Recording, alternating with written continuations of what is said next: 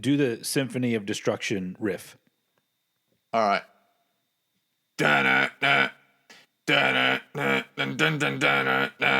You take a couple dudes and put them on a show.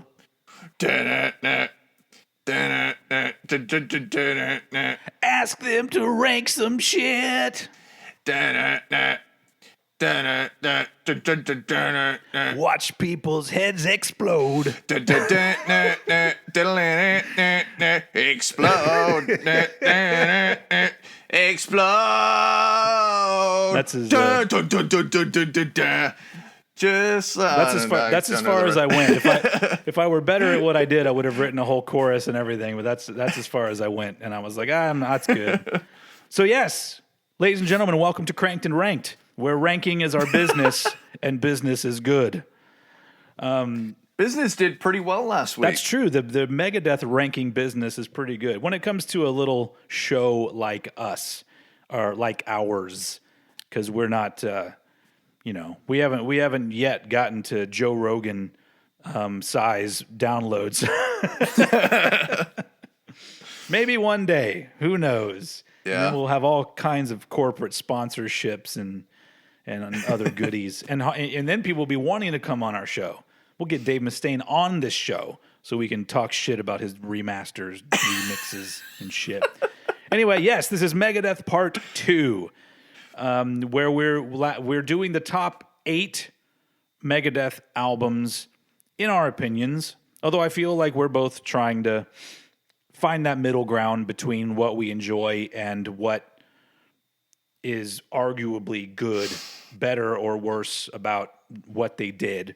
At least that's what I've been trying to do. I told Eddie just a minute ago that like my list, 2 albums switched places just an hour ago, and it's just because I keep going back to look at things and go, well, what am I actually ranking here? Am I talking about what I enjoy? Am I talking about whether or not this particular album, as opposed to the one before, is better or worse, or the performance is better, the songwriting, like what is it?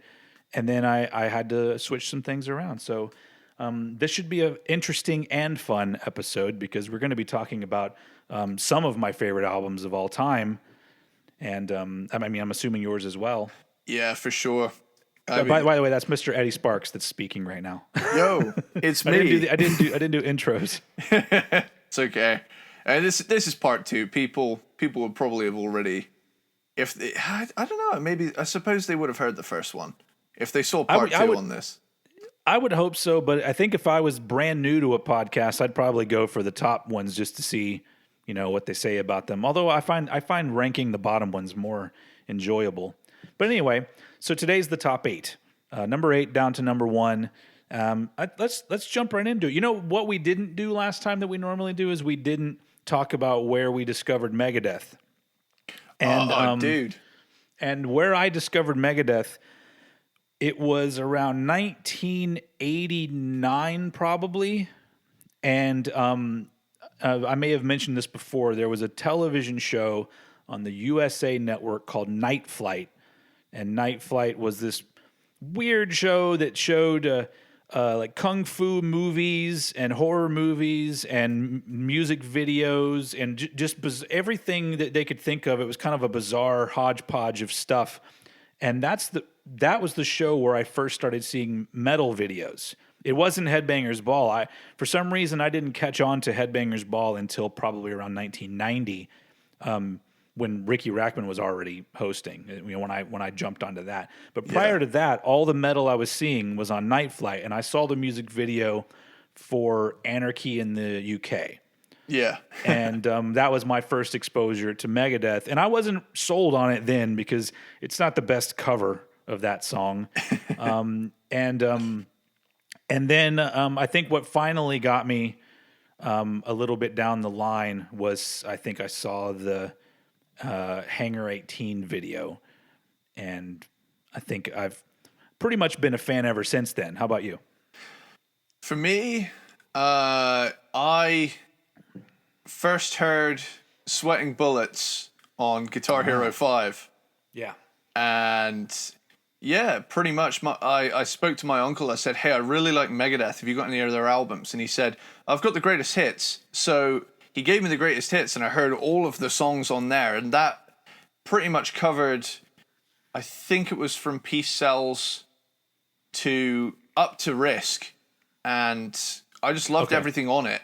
But it took a couple years before, because I was really into Metallica at the time as well. So I was kind of way more into Metallica disproportionately to Megadeth. So same here. Yeah, when I finally did click with Megadeth, though, I was like, oh my God, here's another whole ass thrash band that I can just really sink my ears into. But like, what was the other thing as well? I think it was just time. I think I knew about Megadeth for 3 years before I did a deep dive, but when I did, it was the right time for me, because I'd really, I don't want to say burned out on Metallica, but like by that point I knew Metallica inside out and I wanted something new. When it came to thrash, I was like, right, well, I know a decent amount of Slayer, but I want something a little less extreme. So I'm going to jump on Megadeth. So I did that, and that's pretty much how it happened. And just a quick little thing while before we get into things, I went back and I listened to the original pressings of these albums. Yeah. And I got to say, despite the fact I never really knew much different before, upon listening to them now, a good amount of these remasters took so much away from the originals, dude. Yeah, Well, initially it was the remixes / remasters. That one completely fucked with in varying degrees. You know, some albums completely fucked them up, and other ones, I just don't think it's as good. But then they actually did other reissues that were just remastered, and even then, those were brick walled all to shit. So there was clipping going on everywhere. That's the reason why I hate remasters, is because most of the time it's done by people that their one goal is just turning everything up, and most of the time it doesn't. Something dynamically doesn't work. Like there's a remastered version of Nirvana Nevermind where there's way too much treble. Like I'm just like, holy fuck, who would have approved of this? And so I had so many issues with remasters, especially with the Megadeth ones, that I've years later I've just come to the firm stance that if it's a remaster of an album that I love, I'll probably buy it. But I guarantee you I already have an original version of it, because I just don't enjoy remasters at all. I saw your video as well today on the Stomp 442 Anthrax reissue. Yeah, I agree. What the fuck happened to that? I don't know. And I honestly I really do think that it could possibly be that, Megaforce and Anthrax are basically just trying to pull a fast one and make a little money off of bootleg quality stuff. I don't want to give that. I don't want to blame them, but they had to have known. There's no way that those things happen and come out on a major outlet with all of these people talking about it. There's no way that they don't know. So it leads me to believe that they were just like, just put these out. People will order them, and then we can make a little money during the COVID thing. You know what I'm saying?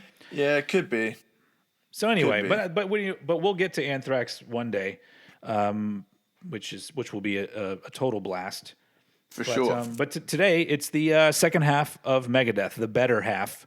Well, I mean, there's as we said, there's no bad Megadeth album. I mean, and every album has something that I enjoy, but we're getting into the territory where there's so much good shit. So without further ado, let's go ahead and jump in with Eddie's number 8 Megadeth album. Okay, so my number 8 Megadeth album is Risk. Okay, there you go, everyone. Everyone that was waiting for the for the last episode for Risk, because like so many people like Risk is the dead last album, and I'm all like, that is pretty ridiculous. But okay, so yeah, all right. So number 8 for you is Risk. Cool. So this is one of those where I had to go back and listen to the original to truly appreciate it, because my God, the remaster now is just so fucked to me. Like, there are sections of songs, especially on like, I'll get to it, but track 3 into track 4, like Enter the Arena and Crush 'Em, they really fucked that, and I'll explain that in a moment. But yeah, Insomnia, they deleted the whole intro of that song. You know, I feel like what they tried to do with the remaster of this one is I know we've come into this one talking shit just like we did last time, but here's the thing. It was fine the way it was, you know, in retrospect. I'm sure he thought, shit, that one didn't go down well. And bear in mind, they remastered it 5 years after it was released, so not a lot of time have passed. No, but also they also like the difference between the two. Like, you say what you want about the album, but I feel like you listen to the original mix, especially when you're talking about Insomnia. It sounds like a band that has a different idea, and here's the thing that they want to do. The remixed version, it just sounds like a confused band writing kind of different song. Like, it sounds like I can understand that even making it worse for some people if that's the only version they've heard, because it just sounds like what the fuck were they doing here? But if you take it to the context of when it came out and how it sounded when it came out, there's a definite vision that Dave had when making this album, and so that's why the original is far superior. Yeah, all criticism aside, the original version is what I'm talking about. So, cool. Insomnia is an excellent intro into this wildly different Megadeth album. You know, it really drops you in head first, because it's like, oh my God, there's kind of this industrial vibe in the beat to it. Yeah, and it's so wildly different. Even the guitars have almost an industrial feel where they it's like they, I don't know what the word is, but they clip in and out, like almost like they've cut out all the reverb from the sides of it, so it's just like it's just I don't know what that would be called, but it sounds very industrial to me. It sounds more fuzzy than distorted is how I would describe it. Then you get Prince of Darkness, which has this like cool evil feel. I have a question though, like how many people in rock and metal refer to themselves as the Prince of Darkness? Because I've heard Ozzy use it, Alice Cooper has been called it at times, you know, now fucking Dave is joining the club, and I really do feel like that Ozzy Osbourne is the true Prince of Darkness. Agreed. I mean it's kind of a, if you really look at it, it's kind of a dumb moniker. The Prince of Darkness. Okay, all right. But whatever, you know, it's like, why do you want to be the prince? Why not the King of Darkness? Yeah. That sounds much better to me. The Fresh Prince of Darkness. No, ow! Shit, yeah. There you go. Now I see a mashup coming up. Find a Fresh Prince song and an Ozzy song and mash them together and call it the Fresh Prince of Darkness. I'm sure somebody already did it out there. This is where they do like awesome. I love that. This is where they reboot Fresh Prince, but he's an emo rapper now. He's all edgy and shit. No, that's Will Smith's son. That's the man, emo rapper. But yeah, but seriously, if you're all like, you know, no, I'm not the King of Darkness. I feel like I just want to be his kid. Like, you know, I'm not the king. I'm just the prince. Here is the most glaring fuck up with the remastered version for me. All right. Enter the Arena is a cool little interlude, right? Which would lead into Crush 'Em quite nicely even. There was like a cross-dissolve kind of one going into the other. Yeah. Whereas on the remaster, Enter the Arena is still there, but when it builds up, it gets to crush it. And then it just totally stops. And then the little like, like kind of disco thing starts happening on Crush 'Em, which totally disrupts the flow. That is just. I wonder if that's an error in the streaming version of the album. I don't know what the. It's on the CD. It's on the CD. It's on the pressed version, dude. Oh man. Yeah. So that alone goes to show you that Dave didn't really try very hard with these remixes. He probably went in there one day half asleep and just tweaked some shit and took some shit out and said, just put them out. Like, if he was going to do that, it would have made more sense to just delete track 3 and move Crush 'Em forward a track. Yeah. Like when I hear that, I actually thought that was what the original did, and I was always like, I was kind of pointless. And just so everybody knows, the reason we're actually blaming Dave and not like the record company is because when those came out, the big deal was remixed by Dave Mustaine. So it was like, oh, these are going to be good, and they were literally the complete opposite of good. But like again, remix and remaster aside, this album does have some seriously redeeming qualities. Like considering the shit that it gets. Now I gotta say, I love Breadline. Like, it's awesome. Mm-hmm. I'm genuinely glad that we got this album so that we could hear Megadeth do more of a rock album than a metal one, because they do this style remarkably well, in my opinion. Yeah. Despite having a history rooted in the thrash thing, they somehow seamlessly, in my opinion, did this transition through the 90s where they got less and less metal and more rocky. And then this one was the ultimate, final stand of that kind of era before they started backpedaling a little bit. Mm-hmm. Then you get The Doctor Is Calling, which is a cool, spooky track. I like that a lot. I'll Be There has an awesome sing-along outro.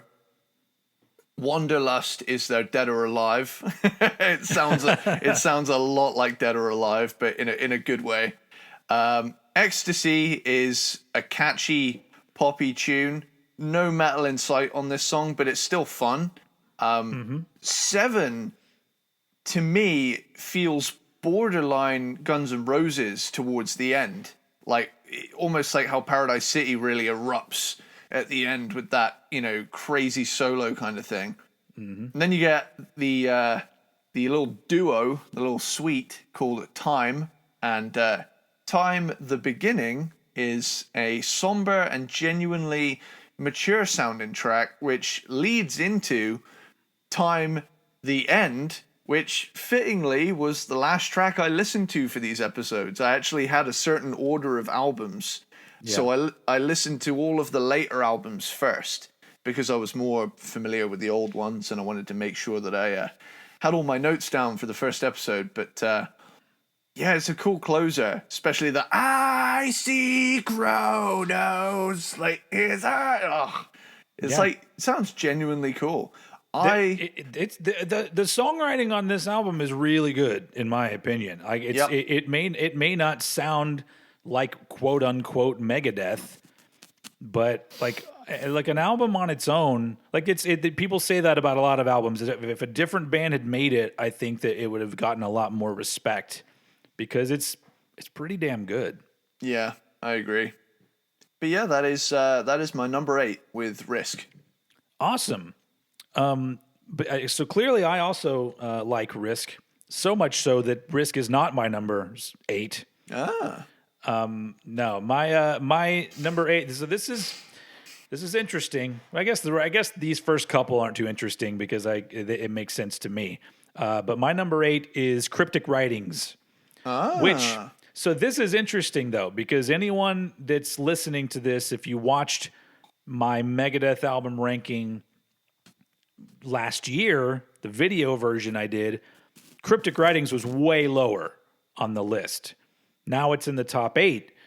And the reason why I moved it was because I started listening to like we talked about last time, like when was the band pushing things forward and doing things that seemed like they were following their own path? And then when did it turn to where they were just going backwards so they could become old Megadeth again and it doesn't sound as inspired? So in re-listening to Cryptic Writings, sure, I still have some gripes about it because I think some of it sounds kind of samey and some of the songwriting is not that strong in my opinion. But the stuff that is strong is really strong, and it sounds just in the going in order of Megadeth's, first however many albums, first 8 albums.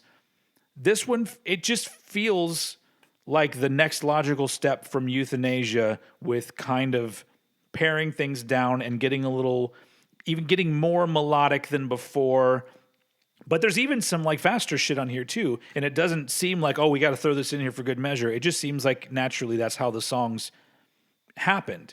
Yeah. And I had to rank it higher because just, my history of ranking on this particular show is me always talking about the journey a band takes you on, and are they giving you something different and something new, even if it's a direction that I don't like as much, because I do not like this album as much as Youthanasia.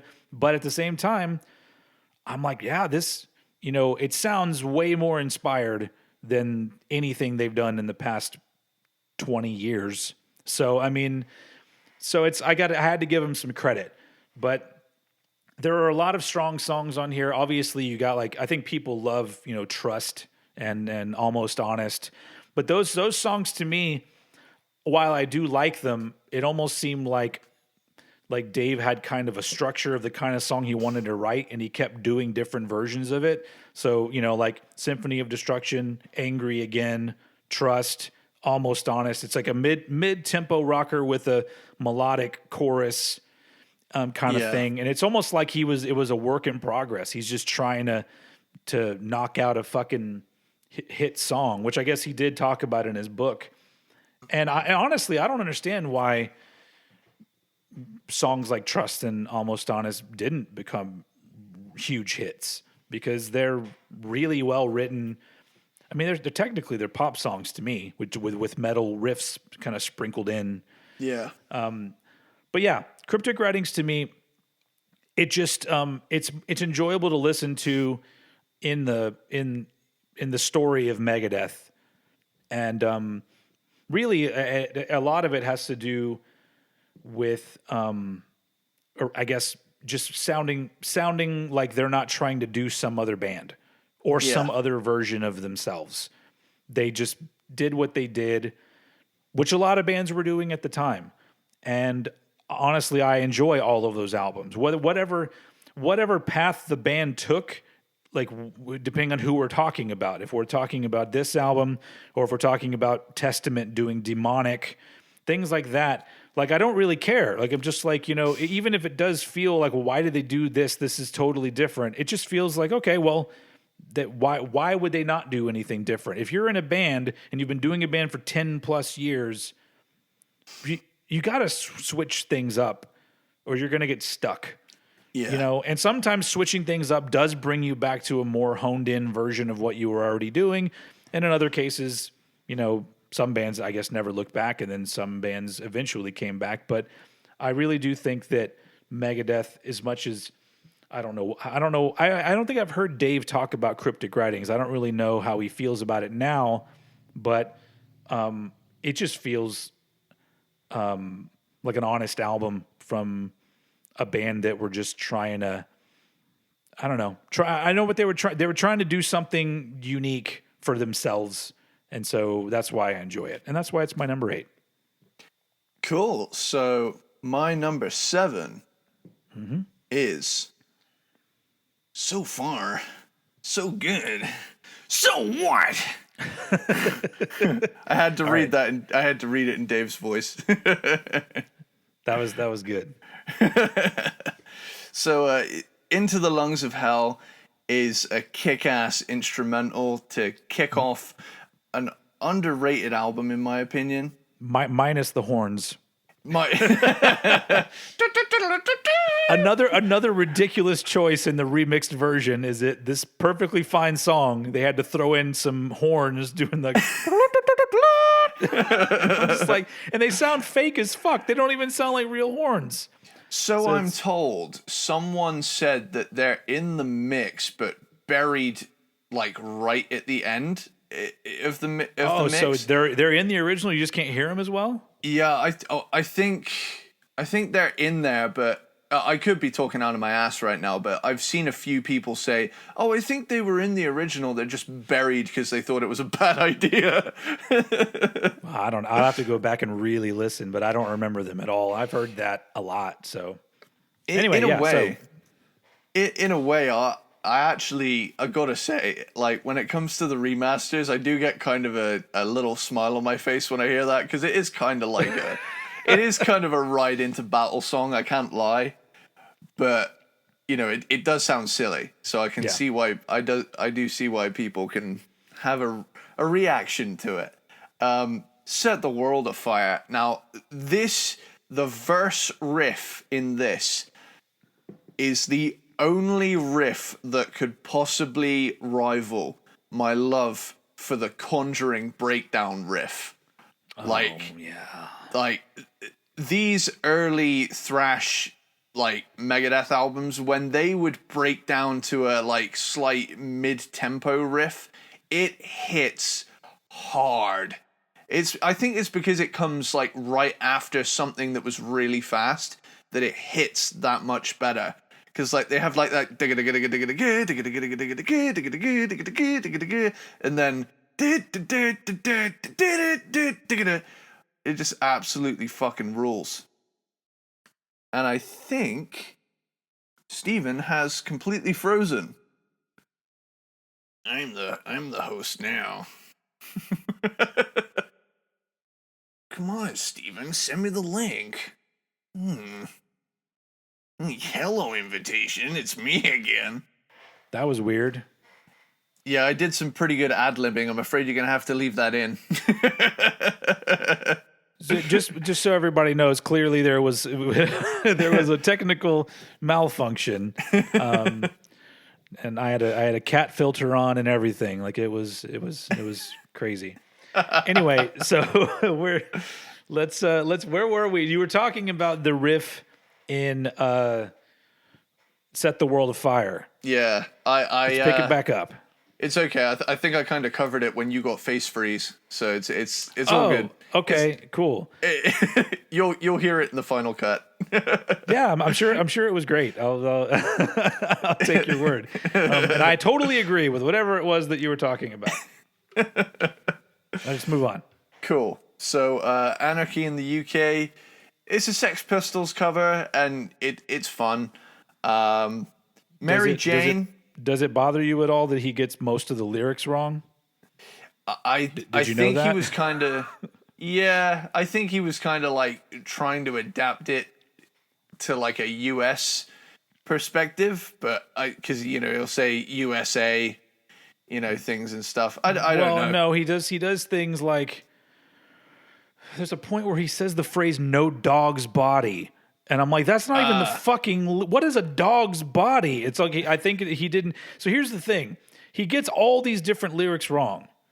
There's even a part where Johnny Rotten goes like another council tendency or something like, and then Dave changes it to other cunt-like tendency, and I'm just so it's already annoying, but it's even more annoying knowing that fucking.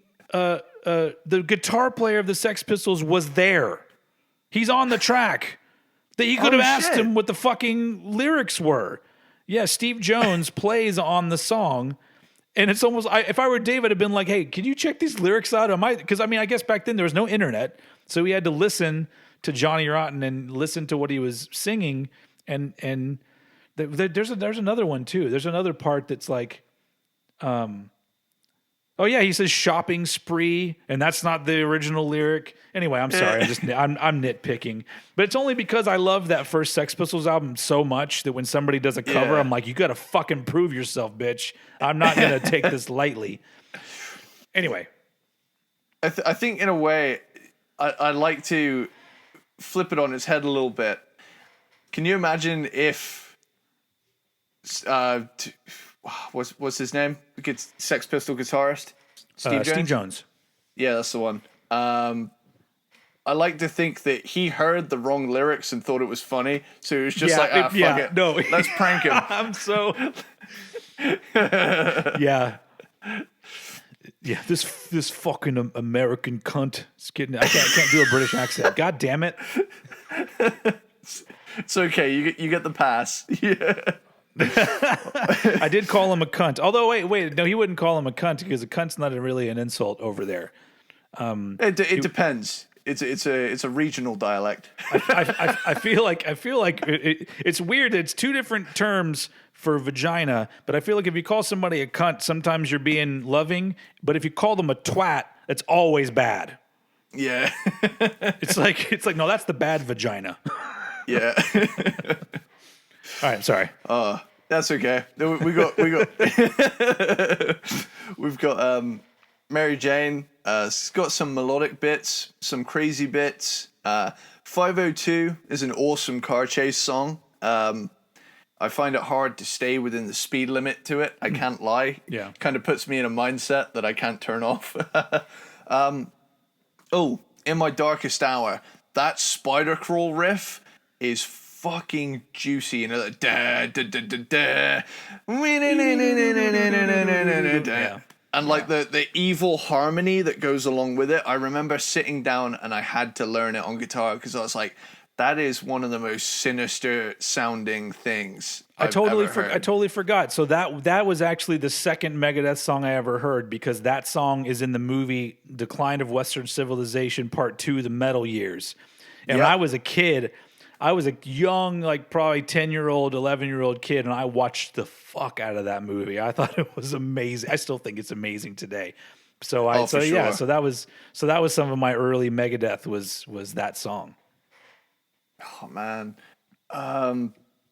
Liar is Angry Mustaine at his finest. You fucking liar. Yeah. Hook in Mouth is an anti-PMRC call to arms anthem. One of the best Megadeth songs, in my opinion. I love that song. Yeah. And I love the closing line. I'm not a fish. Yeah. I'm a man. Yeah. Hook. It's like, it's so furious as well.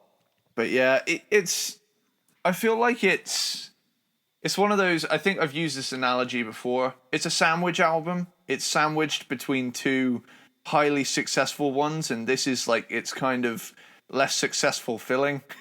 Yeah. But I think it was the production that screwed it. But in a way, it's got its own charm to it because it's quite scary sounding when you put it on. Yeah. And I think I've seen people say that the artwork to this album is bad. I think in the same way that Killing Is My Business is creepy, the cover of this is terrifying because it's like a practical effect from an 80s sci-fi horror. Yeah, and in context with other album covers that were coming out at the same time, it's unique because everyone was doing paintings and stuff like that. And so the fact that this was like almost like a video screen kind of thing. Yeah. Like I don't know. I actually like the album cover. It's not like my favorite Megadeth album cover, but it's one of those ones that I would never change it. Like if if they were going to bring out a new version with a new cover, I'd be like, no, please don't do that shit. Just keep it the same, dude. Leave it alone, Dave. Yeah, that is my number 7 with So Far So Good. So what? Cool. We're so I'm trailing a little bit behind you with my number 7. My number 7 is Risk. From 1999, I believe that's when that came out, right? Risk. Yeah. So you said a lot of the things that I was going to say, and we talked about it especially listening to the original mix of Risk. It was, I mean, everyone says it was a risk making this album, but it's so much fun. It is an album that, like, this was also lower down in my list previously, but just taking everything into context and then listening to it again in order, I'm just like, well, this is, I mean, I enjoy this way more than Cryptic Writings because they just went all in. They just said, you know, we're flirting with these different things here and there. You know what? Let's just go all the way and see where it takes us. And it rises to the top for me, to the top 7, simply because it's enjoyable because they never went back and did something like this again. And it's not bad. Yeah. There's literally nothing bad about this album. It's just different. Like I could say, like you, as much as you like Breadline has a little bit of cheesiness in it to me. Yeah, but I like cheesy. Yeah, especially that little guitar riff that plays after the chorus. That like that part. I'm like, holy shit, that's very very poppy. But everything about this album, the way that it sounds sonically is so interesting. There's so many things going on in a lot of the songs, and it just sounds, there's an energy to it that comes from, I feel like I don't know about the whole band, but I feel like Dave was riding some sort of a wave of creativity where he's just like, this is taking me here. This is where I have to go. And can you think of another album from 1999 that sounds like Risk? Like, I understand that it has elements of other things, but the combination of stuff that makes up Risk, there weren't a lot of albums that sounded like that.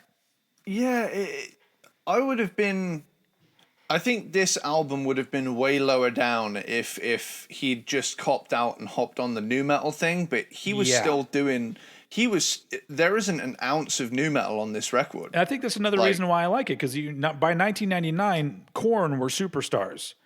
Yeah. And so he could have easily done that, but he didn't do that. And those are the kind of things that I enjoy. Even though I don't like, if you literally are going to come up to me and hold Rust in Peace in one hand and Risk in the other hand and be like, get the fuck out of here with Risk. What are you doing? But on its own merit, it's good, and it gets so much shit. But I think it gets shit from, I talked about it in the last episode, the immature metal morons that it's almost like they don't care about songwriting or variety or originality or just, I don't know, good album making. It just has to be fast and brutal and doesn't matter. It doesn't matter what anything else is. They're not listening to songs. It's just it's almost just like there's a really short checklist that the fans have, and then that's it. So like you could put out the shittiest straightforward fast metal album and they'd be like, album of the year, man, album of the year. And I'm just like, what? It sounds like 50 other fucking albums, but just because it's fast and heavy and, you know, there's a lot of, you know, riffing and guitar soloing, even though they all sound like other riffs and guitar solos you've heard before, it doesn't matter. Like I hear that every single year, people coming out with like, you got to hear this album. It's like the best thing I've heard in years. I'm all like, I've heard this every year from like every band puts out these albums every year. And that's why I get so bored with so much metal. And so it just sucks that so many of these quote unquote metalheads are so like, it's so rigid. Like you have to be in this one little narrow lane. And if you go anywhere else, you're a poser and you no longer matter anymore. And so when I hear Risk, I go, it's a fuck you to all those people. Yeah. And I like saying fuck you to those people. It's one of my favorite things to do. So I almost feel like, you know, Risk is just like Risk is even heavier than some of their early albums because of the weight that it brings in them just saying, fuck you, here's what we're doing. Because there was no guarantee that it was going to be successful. And guess what? It wasn't. So I don't know. In the end, it's aged very well, in my opinion. I didn't really like it that much when it came out, but I think it's great now. That's why it's my number 8. Number 7. My number 7. Yeah. I think you said it last time where Lars Ulrich said, I didn't get into the band to have fucking rules. Yeah. And that's so true. And I have the same mentality when it comes to music. You know, I don't want a band to decide what they're going to sound like for the rest of their career on their debut. Yeah. You know? And also, I don't think there's anything wrong it's like people use terms like sellout and corporate and stuff like that just because a band decides they want to reach more people. And if I was in a band, I would do the same exact thing. Especially when you're a band like Megadeth or, Metallica, Anthrax, whoever. Those bands that, had a number of albums before they started to go in a different direction. But I just think that that's ridiculous. It's ridiculous to have that opinion that trying to reach more people is a bad thing. And even if that was solely the decision making, if that was Dave's only idea was I just want to make an album that's going to sell a lot so I can buy another house. Even if that's what it was, it's still a fucking good album. But I know that's not what he did. I know that he had a goal. He wanted to have a big album and big songs. But I think it's what he felt. It was his truth. He was being honest. It's like with Cryptic Writings, he was being almost honest, and with Risk, he was being honest. See what I did there? So it sucks that there are so many people that I don't know. I mean, it's their lives. If that's the way they want to live their life, that's fine. But you and I can enjoy Risk for what it is. And that's the thing. Like, there's no shame in not liking something, but it's when it applies to everything that you feel like there's a correct way to do things. Yeah. I think that's the issue. I'll turn around and say, a lot of metalcore doesn't appeal to me. But I'll hear the odd song and I'll think that breakdown is fucking really well placed. Yeah. And is really effective. And, I'll save the odd track here or there. But, at the end of the day, would you want to play the same thing for the rest of your life? Probably not. I wouldn't, but I mean, I don't know. I guess it's one of those things. I guess a lot of the people that do complain are people that don't know how to do it. Yeah, like they don't play, they don't write songs, and they definitely haven't been in a band like Megadeth. So they just have no clue. But I think even the big problem even then is just they try to assume that they like boil everything down to one thing. Like they feel like they know what their thought process was, and then clearly it's all boiled down to just they wanted money and they sold out. That's it. And I'm all like, if you have half a brain, you know that nothing is that simple in life, and it doesn't matter what it is. So I don't know. We could talk about this for an entire episode. It bums me out that an album that's pretty damn good gets shit on for really no good reason. No good reason at all. Aside from, not liking it is one thing. If it's not your cup of tea, if you want to go to Megadeth and this isn't what you wanted, that's fine. But I don't know. I ran out of steam right there. It's just one of those conundrums where if another band released it, it might have been more successful. Sure. But I think it's because they're called Megadeth. You expect, you go into it expecting a certain thing, and when you don't get that certain thing, it can bum you out. But divorce the thrash element from it. This is a damn fine rock record. There's nothing glaringly wrong with it. The only thing that makes it suffer is its tag, But so that's your number 7? That's my number 7, yep. Nice. So my number 6. Now this might be a controversial placement. Okay. So I've put at number 6.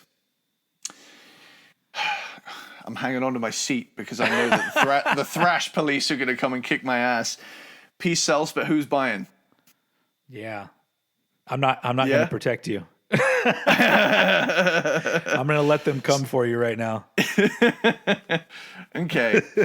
So obviously it made it to the top episode, and I love it. I love this fucking album so much, and it has my favorite riff on it. Well, favorite Megadeth riff. but I'm gonna jump straight in and give it all the praise it deserves, but somehow did not let it climb further up my ranking. So Wake Up Dead is extremely ambitious, like right out of the gate. It's one of the most weirdly structured collections of excellent riffs smashed together into this masterpiece opener that should not make sense at all, and yet it's perfect. Like, this is true creativity at its finest, because it's not following any of the rules. There's no chorus. I don't think any of the sections, once they've happened, repeat. And it's just such a fucking cool way to open it. And that like groovy riff at the end. Like, I love that. That's one of my favorite transitions ever. Yeah. Oh, it's so cool. The Conjuring has one of my top 10 riffs of all time in it. I'm assuming that we're talking about that. That's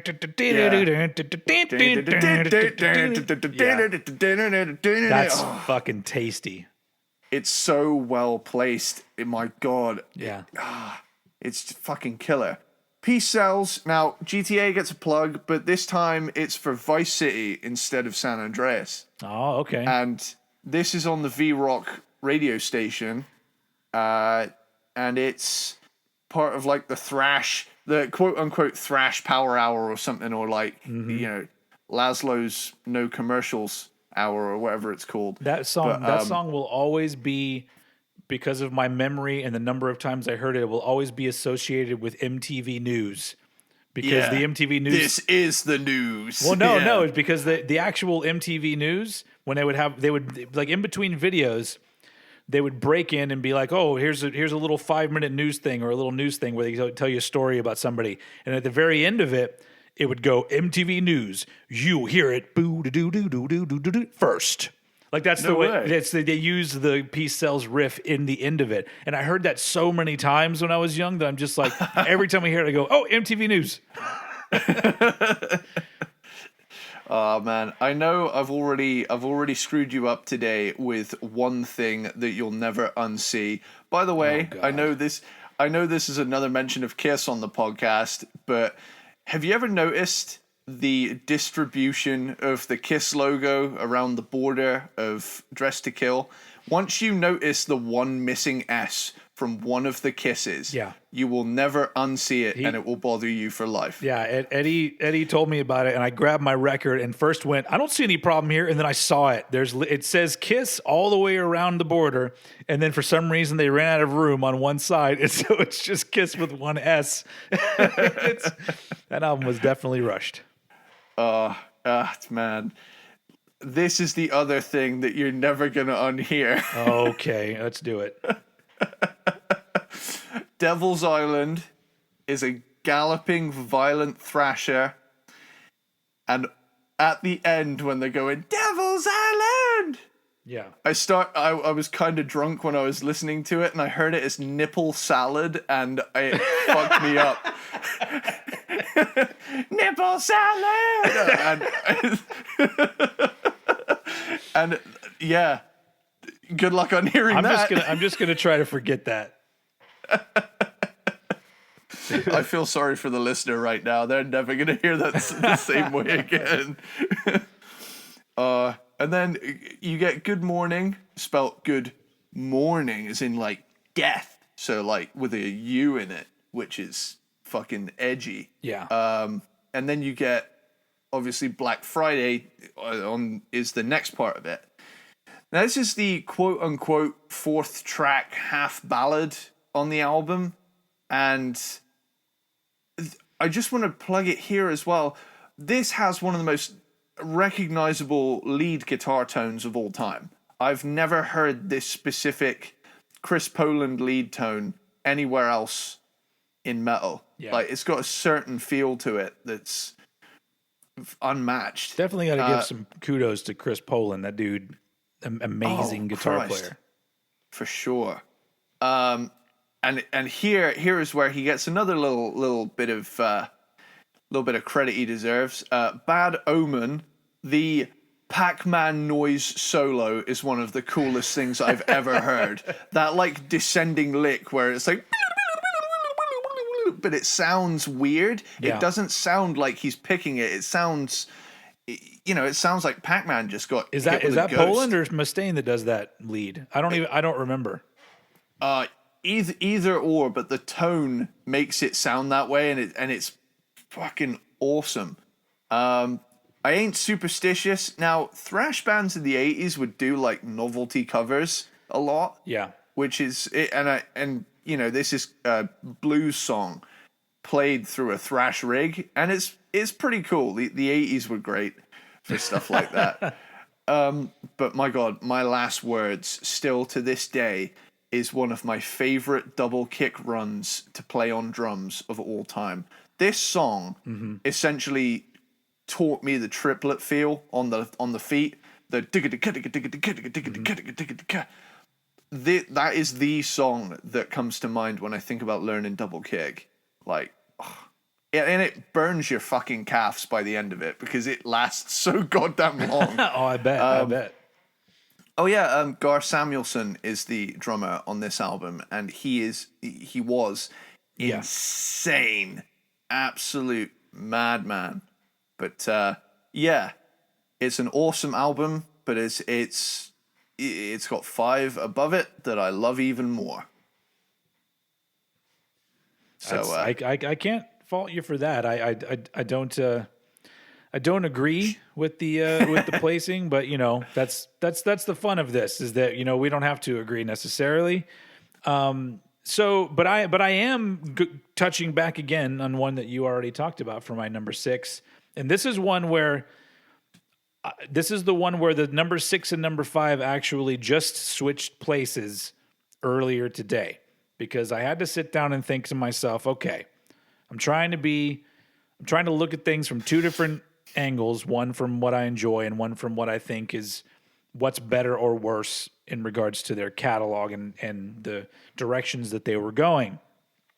And so this particular album is the one that I will go to more often, but I had to give it a step down just for the songs are, in my opinion, are not as good as the one after it. So, my number 6 is So Far, So Good, So What.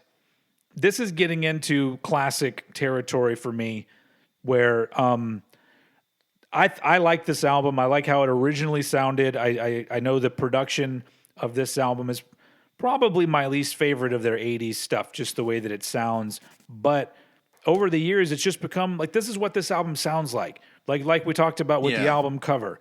The album cover looks how it looks. It sounds like it sounds. I like that. It's history of Megadeth right there.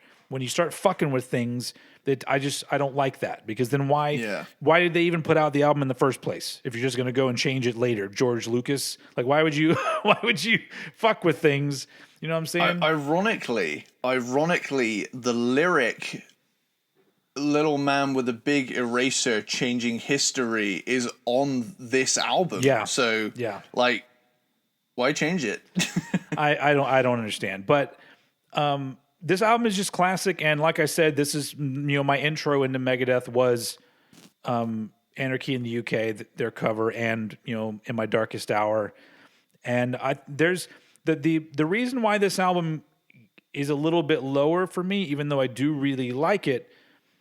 It has to do with the fact that I really do think that it's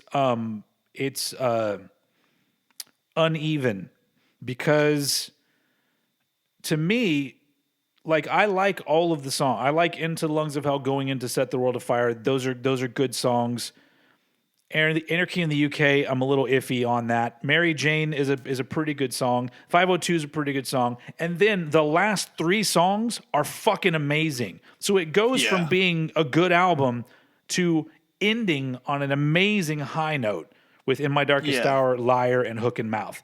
Like, everything goes up a notch at that point for me.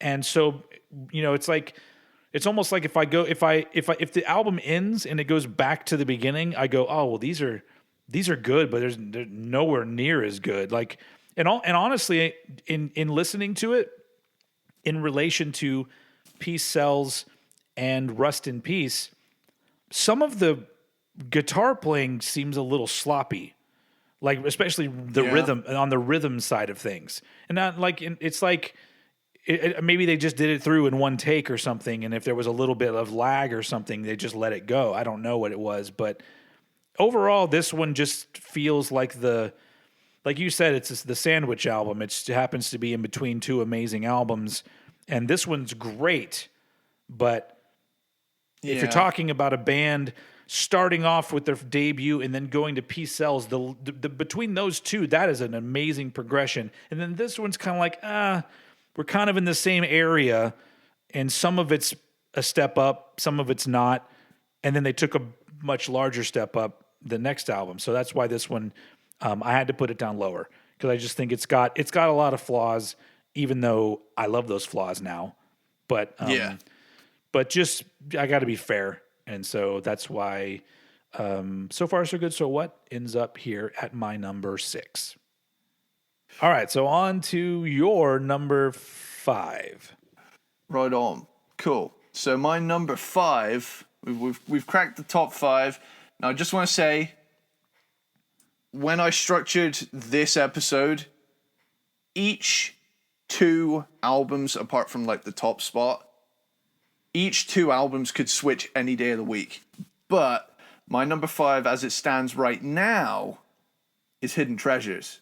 Oh shit. I forgot you hadn't talked about this one yet. Yeah. So this one to me does have some more memorable songs than others. And it is a compilation of B-sides and unreleased songs and covers and whatnot. But the strong songs like shoved it so much further up the ranking. Yeah.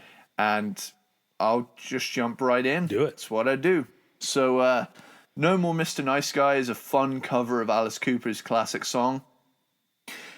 Dave's vocals often have some very Alice Cooper-like moments in Megadeth anyway. So they're a good pairing stylistically with like the evil talking kind of thing. And it was from the movie Shocker. I don't know if you've seen that movie, but I need to see it, but I'm aware of the fact. It's it's bad. Yeah. But I mean it's bad in I feel like you'll enjoy it. It's bad in an 80s way, which means it's Eddie Sparxx gold. It's just got a lot of what the fuck kind of things in it, where I'm just like, who wrote this movie? but it's definitely fun. Oh man, are we talking like just low budget or a Trans Am with breasts or something? No, neither really one of those things. You'll have to watch it to know what I'm talking about. But it's definitely not special effects wise, because the whole ending part of the movie, like literally I won't give anything away, but the way that things happen at the end of the movie, I still look at it and go, that's pretty fucking cool. It still looks pretty cool today. But it's more just the storyline of what actually ends up happening, and the gist of it. I just go, what? Okay. But I'll watch it. Yeah. I'll find it somewhere. But then you get Breakpoint, which is a frantic thrasher, which was in the Super Mario Brothers movie, was it? I never saw that movie, so I don't really know, but I know it's on the soundtrack, I believe. That's fucking hilarious. Then you get Go to Hell. This is one of those songs that really bumped it up. Bill and Ted's Bogus Journey soundtrack, and it has one of the coolest ascending/descending harmonized guitar moments ever. With that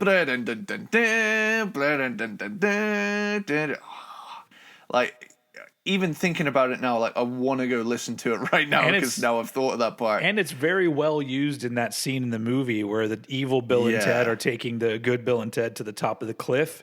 Like it's pretty cool. Yeah, it's a well utilized little cinematic nugget in the song. Angry Again is so fucking good. Last Action Hero, a criminally underrated movie in my opinion. I think that's such a fun movie. One of my favorite scenes is where they go into that like movie store and they see Stallone as a cardboard cutout of the Terminator 2. Yeah. Am I mistaken?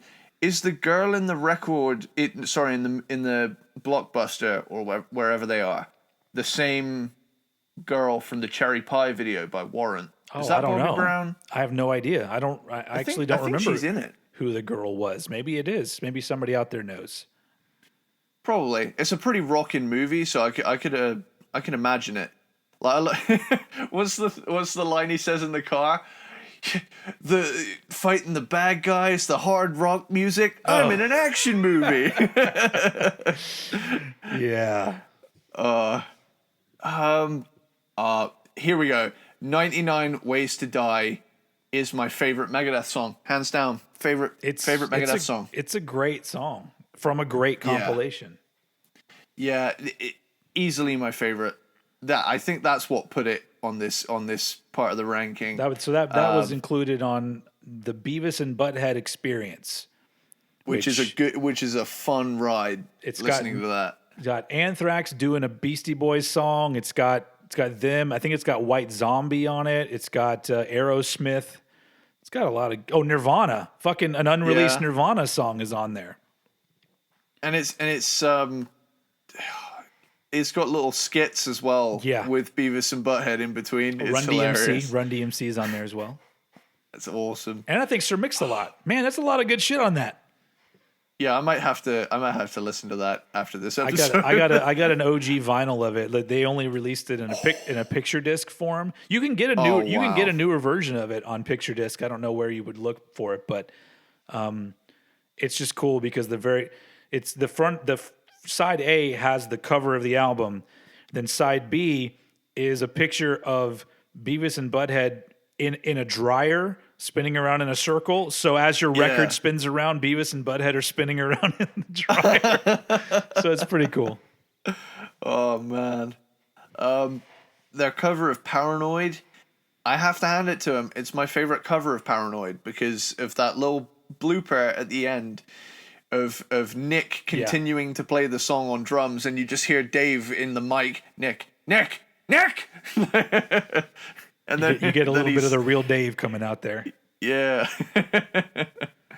Then you got Diadems is a cool song, strange but cool. And then Problems is another fun Sex Pistols cover.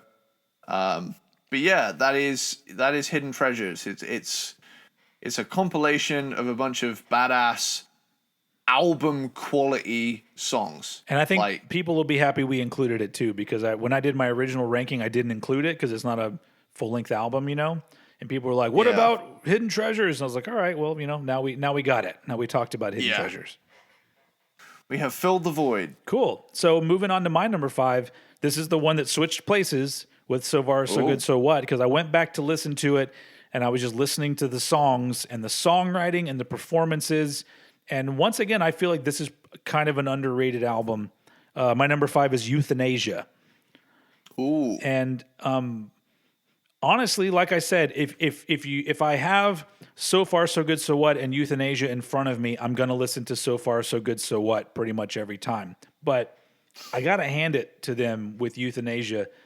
Just like I've said, the progression of what they were doing from Countdown to Extinction to this, I don't like this album as much as Countdown to Extinction, but something about this album that it feels like they took so much care with crafting the songs, and it wasn't in a technical thrashy riffy kind of way. It was in a melodic kind of way.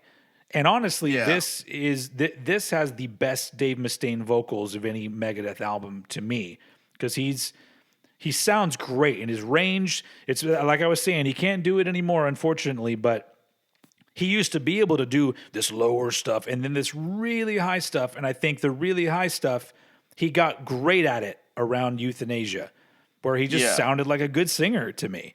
And it's got so many, it's interesting because it has a very mainstream quality to it. But if you're really listening to the songs, none of them seem like they were made to be radio ready. Maybe Train of Consequences has that vibe, but most of the other ones, they don't really feel like they could have been played on the radio. Maybe a Tout Le Monde, but that ended up being another single from it. But everything else, I love especially the chorus of Elysian Fields. Just the way that sounds, Legion feel like, and then you have the other harmony with it. Like so many interesting choices when it comes to that, and it just to me, Youthanasia just sounds like a band who have matured and know what the fuck they're doing, and they're just like, don't worry, we got this, and they just write these really great songs. So this comes lower down on the list than other ones for me because there's not as many exciting moments. It's all really good, but it's a little bit all too mid-tempo for me. Like it rarely gets faster or even slower. It all seems to be in the same sort of area tempo-wise. And that's the thing that drags it down because it doesn't feel like there's enough variety, even though the songs that are on there are really strong. And so, yeah, I think that this, honestly, if you're talking, I've said this before, if Megadeth and Metallica had both stopped making albums in the 90s, like let's say that they stopped here. So when did this one come? When did Youthanasia come out? Youthanasia was 94? 94, yeah. Okay, so let's say that they put out Youthanasia and then Metallica puts out Load, and then they both break up. I would say Megadeth won that. Between the two albums, I think Youthanasia is a way stronger album than Load. Agreed. And I share the same sentiment. So it's interesting to think about these two bands that, maybe, in certain ways they were battling it out, but with fans, they definitely battle it out. But if you take it right then, Metallica is my favorite band of all time, and I love Load, but coming at it from a critical, viewpoint with songwriting and production and just overall presentation, I'm like, man, Youthanasia is just a better album overall. And so it's interesting to me. So that's why I think it's just underrated.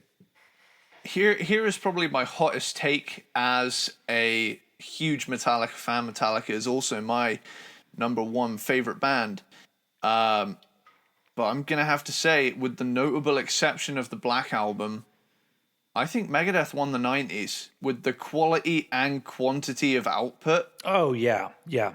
Like, comparatively speaking, Metallica killed it in the 80s, like, fucking hands down. But if you lump the Black Album in with that, like, first 5 album era, because I still feel like, people say, oh, they changed on the Black Album. I still think the Black Album has that classic vibe to it. Whereas when you get to Load, it's where I start to see some cracks in there. I hate it. But, yeah, I feel like you've got a point because I do think that there's a lot. It's still, the Black Album is still very heavy and does have a lot of metallic elements. I almost feel like with the Black Album, they still have one foot in their old stuff and the other foot in this newer stuff. But then with Load, they've completely stepped over onto the other side. And so, I would agree with that. But yeah, if you're talking 90s, you have Rust in Peace and Countdown to Extinction and Youthanasia. Not to mention, Cryptic Writings and Risk are both good albums too. So yeah, if you're comparing the amount of output, as much as I love the Black Album, I'd probably agree with you on Megadeth winning the 90s. Yeah, but that's my little hot take there. So but I'm done with Youthanasia. It's my number 5. I think it's a great album, and it is weird doing these rankings because it does really get me to think about some of these albums that I may not want to listen to it often, but really listening to it, I go, man, it's good. It's undeniably good to me. So that's why it's my number 5. It's a rewarding experience, this podcast, because it gives me an opportunity to listen to albums that I otherwise just wouldn't pay attention to, and like maybe get another favorite out of it. So, so my number 4 is Countdown to Extinction. Wow, this is not going how I thought. my Megadeth list is possibly it's definitely up there with one of the most surprising, but we've got Skin of My Teeth opens this bad boy up. It's a badass, hard rocking, fun metal track to open up the record. I don't think there's a better opener on this album. Symphony of Destruction is iconic as hell. That bass line is ace. Just that. Dum, dum, dum, dum, dum. Yeah. It's so simple but so effective. And like my little flip up last time with saying David Ellefson is on Endgame, which he isn't, Megadeth's bass tone choices are underrated because they just fucking rule. Yeah. Architecture of Aggression has this cool feel that as a drummer, I've never been able to wrap my head around how the feel changes at the start, because you get that like it's really confusingly placed fill. I think that's my favorite song on this album, and a lot of it has to do with the chorus, because I love choruses where the rhythm of the words don't go the way that you would expect them to go. Just the fact that the ignition build on the bones of the dead, with just the way that it bounces in there. I'm just like, man, that's an amazing songwriting choice right there. And then of course it's really cool always to sing along to the praise your architecture of aggression. But I love that song. It is a badass chorus, and it's almost not that it is, but it has like, it would sound good as like a rap in that kind of bouncy feel, like you say, like great nations built from the bones with the dead. Oh yeah, I could see that. I just love that kind of shit. I just love any band that surprises me with some element of their song. Usually it's going to be vocally, because it's easy to write something that just goes right in with the riffs that you wrote, and when you don't do that, I'm just like, that's fucking great, because I don't know, that's just great songwriting. Yeah, Foreclosure of a Dream is just a great slower heavy metal song. Sweating Bullets was my favorite for a while, because it was my introduction to Megadeth through Guitar Hero 5, and I fucking loved it then, and still love it as immensely now. And This Was My Life is a cool but immensely melodic, hooky song. Yeah. It's like the riff in the chorus is so melodic, but everything going on, it still has that heavy feel, but it was such a shift. Countdown to Extinction, like the title track's lyrical themes actually earned Megadeth the Humane Society's Genesis Award, making them the only metal band to be given this honor. Fun little fact. High Speed Dirt is badassery personified, and the little acoustic solo part, is a nice touch that I always look forward to on this album. Like, when I get about 3 tracks in, I'm like, are we at that like cool acoustic solo part yet? Can we get to that part? I love that. Psychotron, silly but fun. Captive Honor, strangely structured track, and your soul better belong to Jesus, because your ass belongs to me. Ashes in Your Mouth is a killer choice for a closer, and the harmonized guitars give me goosebumps every time. That's an amazing album closer. Yeah, and I know we shit on the remasters, but I gotta hand it to the little bonus track, Crown of Worms, which is a fun track to listen to. And I didn't realize for a while, because Countdown, outside of the Greatest Hits, was the first album I bought. And it was before I knew it was remastered or anything like that. This was before I realized that the little spine makes up a photo of Vic Rattlehead's face. That's the main reason I bought the. You're a big fan of that. You're a big fan of the spines making a picture. Yeah, I've got 3 of those. I've got Iron Maiden, Judas Priest, and Megadeth. But Crown of Worms is a fun bonus track on that one. Cool. Admittedly, but Countdown to Extinction, number 4. I love it, just not as much as my top 3. Sweet. So for my number 4, we're gonna rewind, go all the way back to the beginning. My number 4 is Killing Is My Business and Business Is Good. And this album is just so fucking good. So the top 4 here to me are just some of my favorite metal albums ever made. And I just love the attitude and I guess you could call it almost like a pissing contest or one-upmanship with the songwriting and riff writing and performances on this album. It's just like I said it last time. This album is like the ultimate mic drop album. Like it's just like all these metal bands putting out these albums, and Megadeth's just like, here you go. you know, nice try, guys, but here's us being complete maniacs. And I love the original mix of this album. People will complain that it sounds bad. No, it sounds raw in an amazing way. But I love that. I love a lot of my favorite metal from the 80s is the less polished stuff that has a little. That's why I like thrash so much, because thrash takes a little bit from the punk rock world, into the music. And I like that. Like as much as I love bands like Maiden to me is kind of an anomaly with my musical taste, because most bands that sound similar to Maiden, I don't really like. I don't want songs to sound like you're supposed to be wielding a big sword while you're singing a song. I don't. That's not my thing. So, but your favorite era, if I remember correctly, is the Paul Di'Anno era anyway, which is as raw as Maiden would ever be. Yeah, that's why I love those albums, because it does, as much as they won't admit it, have a punky quality to it, and I like that. I just like the rawness. But the thrash metal I guess with Iron Maiden, I like the combination of that attitude and vibe along with great musicianship and riffs and stuff like that.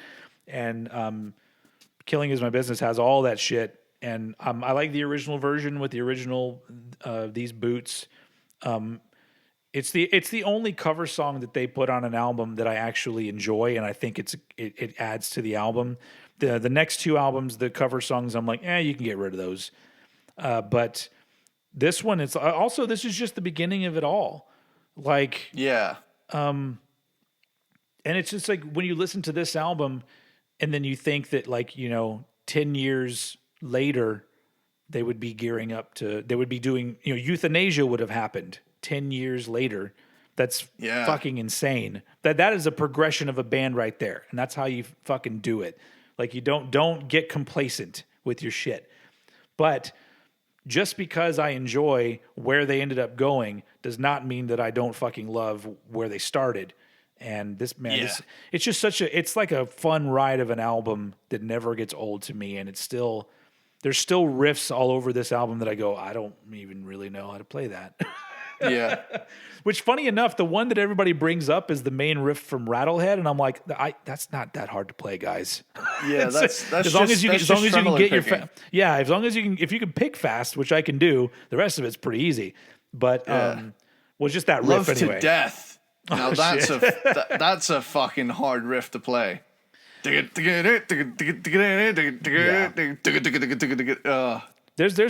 several riffs that I never even tried. I just go, you know what?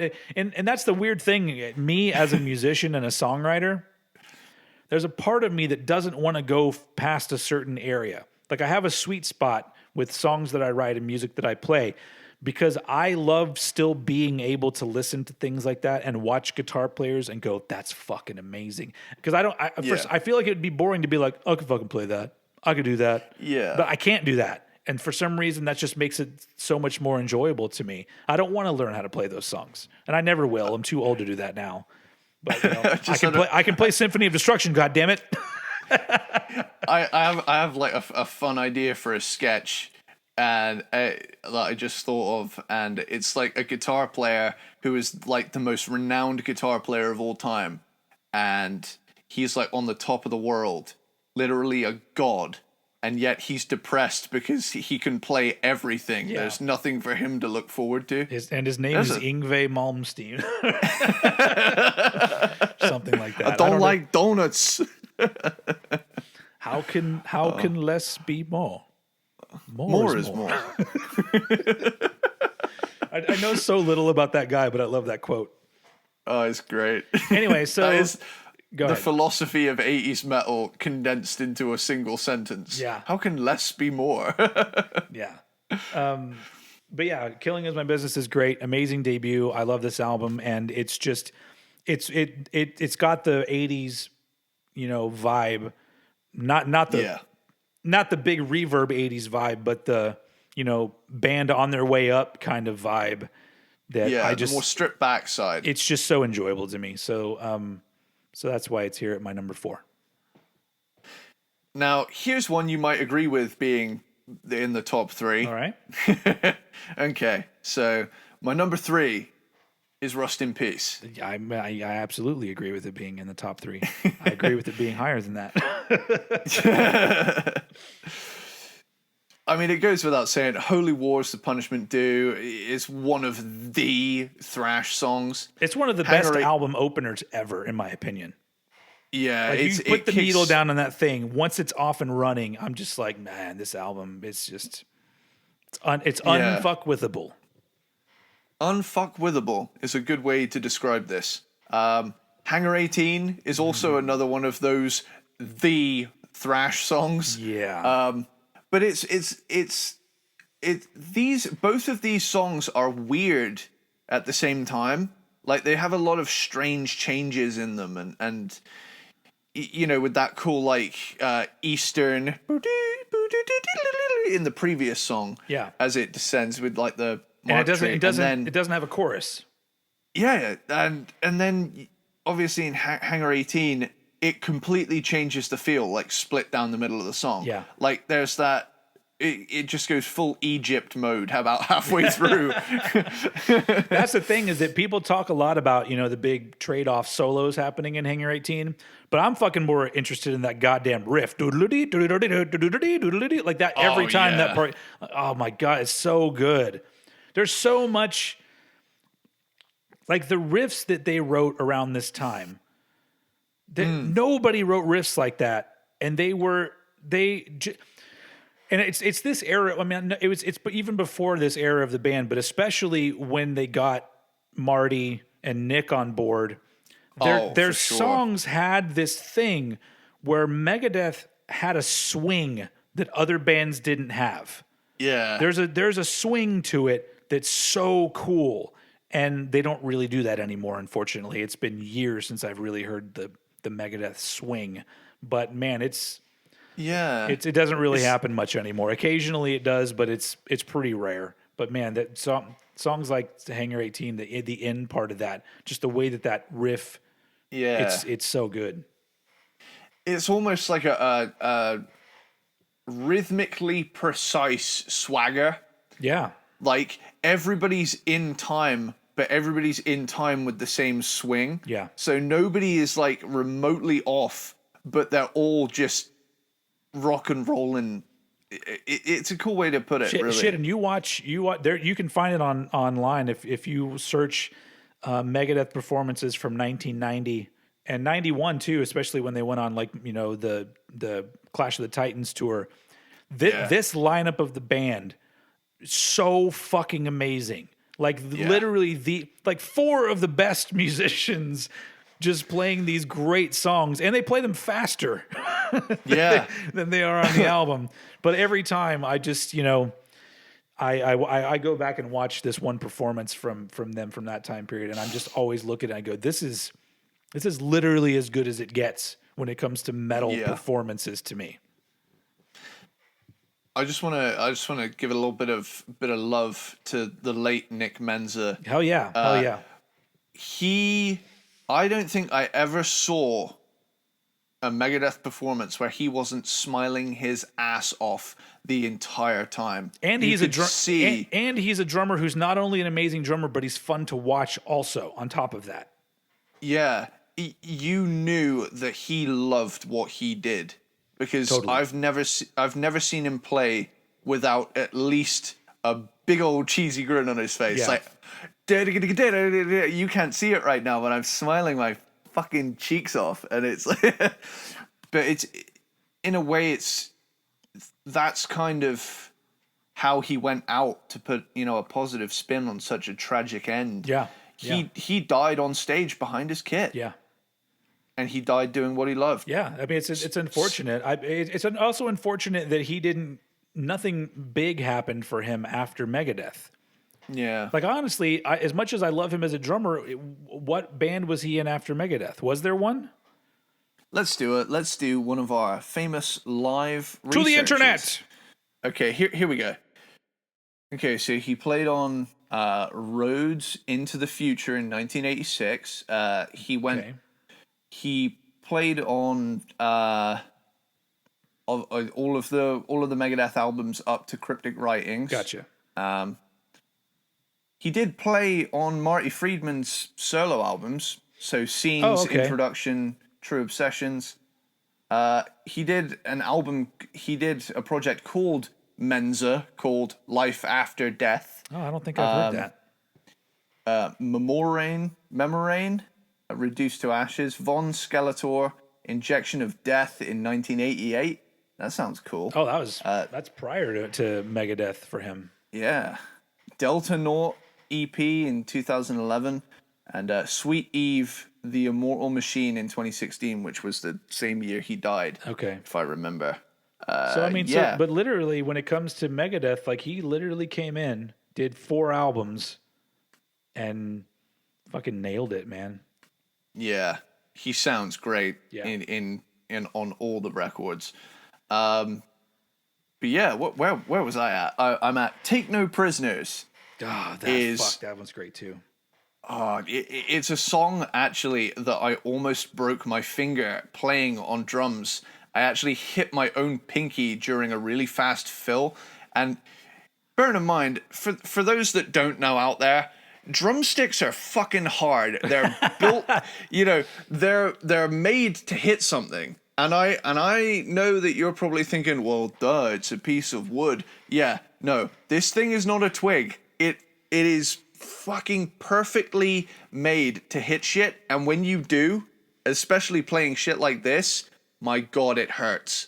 There are so many ways to injure yourself being a drummer. Just in playing your instrument. One of my favorite things that happened, I mean, it wasn't probably one of his favorites, but I was in a band I've been in several bands, but there was a band I was in the early 2000s, and our drummer, one day at practice, there's a part of the song where he does a little fill and he goes and does a cymbal grasp and a crash and a mute. Like he grabs the cymbal. And he did it right at the right angle to where the cymbal went in between his thumbnail and his finger, tearing it off of his skin. Not the entire nail, but he just stops. He's like, holy fuck, he's just... And I'm like, how... See, that's what I'm saying. It's so dangerous being a drummer that you could just literally rip your fucking nail off of your finger with a cymbal. Jesus Christ. I thought you were just going to tell me he was playing with a broken cymbal, and when he choked it, he grabbed the broken part. No. He had good equipment, but he just went at the right angle and hit it hard enough to where it knocked his nail off of his finger a little bit. Like he was... All right, that's it. I'm swearing off cymbal chokes for the rest of my career. Practice was over that day, needless to say. Shit. Like I've also kneecapped myself a few times with a stick. I've gone to hit the snare and missed it slightly and hit myself in the knee, which also hurts like hell. I had to stop mid fucking song because I just screamed loud as shit. But yeah, drumming is a dangerous profession. So yeah, it's a badass song though. And my favorite part of Take No Prisoners is that David Ellefson bass fill, that which that's one of the songs on the remixed version that suffers the most, because the redone backing vocals on the Take No shit, it's like, I don't know what they did, but it sounds horrible and cheesy as fuck, and I don't know why. That was one of the things that made me hate that so much, because it already sounded bad. But then all of the like, for those of you, unfortunately, if there are some of you out there that you've only heard this remix version of Rust in Peace, I feel very sorry for you, because you don't know the album. It's the worst of them. Because they even replaced the vocals with what I think is him just re-recording the vocals then, and it doesn't sound as good. The mix is all fucked up. I still don't understand what he did. Why did he go in and fuck up the albums? It's not just that. It's like the drum sound is weak, especially an album like Rust in Peace. To me, it's sonically speaking, one of the best recorded albums in my opinion. Just the way that it sounds is perfect to me. And I guess if you're younger, well, I mean, not you necessarily, but some people who are younger who like a more modern approach to the sound, I could see why maybe this doesn't sound good, but man, it's like, I don't know, dude. Like I was only ever exposed to the remix version, and then as soon as I heard the original stacked next to it, it is night and day. Yeah, it's taking a masterpiece and making it into a masterpiece of shit. A remastered piece of shit. Yeah. But it's just such a good album, though. Like, Five Magics has some spooky, unsettling parts. Mm-hmm. Poison was the Cure is a thrashy fucker. Every time I read that title, though, it's like I read it as Poison the band was the Cure the band, and it's like I have this like weird alternate reality moment where I'm like, no, they weren't. or it's just a Halloween show where Poison plays all Cure songs and dress up like the Cure. I'd pay good money to see that. Lucretia is another barrage. That's another one of those swing songs. The way that moves got so good. Yeah, it's just a barrage of great thrash metal. Like Tornado of Souls is such an iconic song. Yeah, awesome, catchy, and a killer in the solo department. Like Marty had this way about him where he could make shred so melodic and interesting. Like, it's one thing just getting out there and just wanking your guitar off. It's another placing every note where it needs to be for the optimum effect. Now that is what truly impresses me. Now Dawn Patrol is weird in the best of ways. It actually, I don't know how deep you are into the Metal Up Your Podcast lore, but Dawn Patrol became a running gag because they did this series called Explore the Big Four within the podcast. Yeah. And when they heard Dawn Patrol, it became this like running gag that they would like every time it came up, it's just like a stupid inside joke they do. We end our lives as moles in the dark of Dawn Patrol. But the bass riff is so kick ass though, like my favorite thing about that is that I feel like Dave can't decide whether or not he wants to do a British accent or not. Yeah, he so wants to. Because sometimes it doesn't come across very well, but then he gets to that, as I read a epitaph. Yeah. I just love that, like, how he, like, breaks out those, like, our environment was wrecked. Yeah. Like, he goes back to the US feel.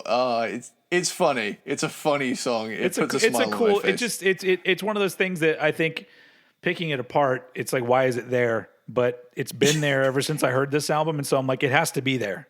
It's just the way that it works. That's the thing. Thrash bands back then really had it. I mean, thrash bands in general tend to have a sense of humor about what they write. Yeah. A lot of the time. So, like, to throw on a, like, fun, out of character but somehow fitting track like Dawn Patrol. It's like how on the first Nuclear Assault album there's a cover of the Mr. Softy theme.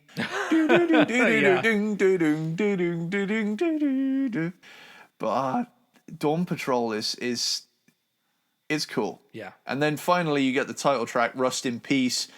Polaris is an awesome way to close out this classic album. Mm-hmm.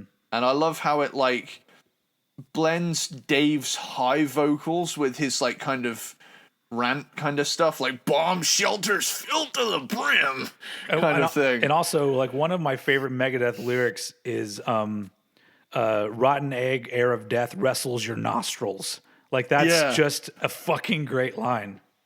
I actually thought it was rots out your nostrils for years. Oh, it's wrestles your nostrils, yeah.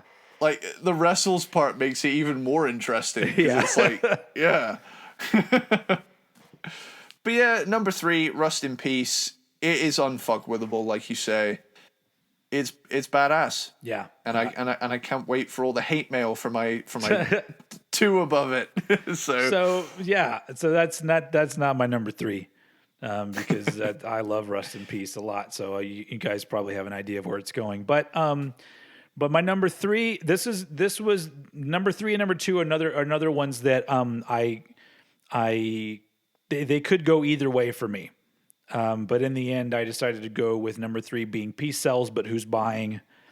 And I don't have anything. I mean, we're getting into these territories where everything is so good. Like the only thing that takes away from Peace Sells is I don't think that I Ain't Superstitious is very good. I think it's good, but in comparison to the rest of the album, it kind of drags it down a little bit for me.